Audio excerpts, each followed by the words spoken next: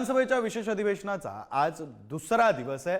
विरोधी आमदार आज शपथ घेणार की नाही याबाबतचा सस्पेन्स मात्र अजूनही कायम आहे। ईव्हीएमच्या मुद्द्यावरून आजही विरोधक आक्रमक होण्याची शक्यता आहे। विधान भवनाबाहेर महाविकास आघाडीचे आमदार आंदोलन करण्याचीही शक्यता आहे। विधानसभेत आज 114 आमदार शपथ घेणार आहेत।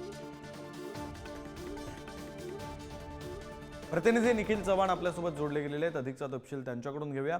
निखिल, खरं तर काल आपण पाहिलं विरोधी पक्षातले म्हणजे महाविकास आघाडीचे जे आमदार आहेत त्यांनी शपथही घेतली नाही, त्यांनी बहिष्कार सुद्धा केला, काही प्रकारे बॅनर दाखवून निषेध सुद्धा नोंदवण्यात आला ईव्हीएम संदर्भातला। आज नेमकं काय काय होऊ शकतं?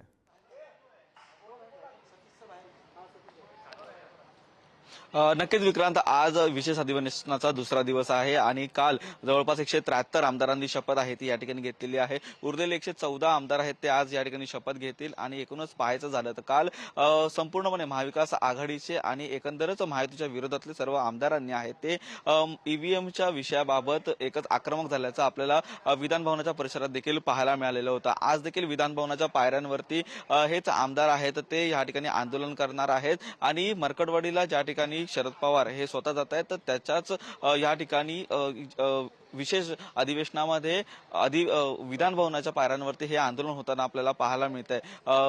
थोड्याच वेळात या ठिकाणी आमदार येण्याची सुरुवात होईल, परंतु काल ज्या प्रकारे सर्व आमदारांनी महाविकास आघाडीच्या सांगितलेलं होतं, ज्या ईव्हीएमच्या विरोधात सर्वांनी जी आपलं आक्रमक अशी भूमिका व्यक्त केलेली होती, त्यानंतर आजचा दिवस देखील पाहण्याचं तेवढाच महत्वाचा आहे, कारण आज नक्की या महाविकास आघाडीच्या नेत्यांची काय भूमिका असणार आहे हे प्राथमिक पाहावं लागेल। परंतु आज 114 आमदार आहेत ते याच विधान भवनात आहेत, ती शपथ त्यांना घ्यावी लागणार आहे आणि या शपथविधीचा कार्यक्रम होण्याच्या आधी हे संपूर्णपणे आंदोलन आहे ते आपल्याला पाहायला मिळेल। विक्रांत, बरं, धन्यवाद निखिल, तुम्ही दिलेल्या सविस्तर माहिती।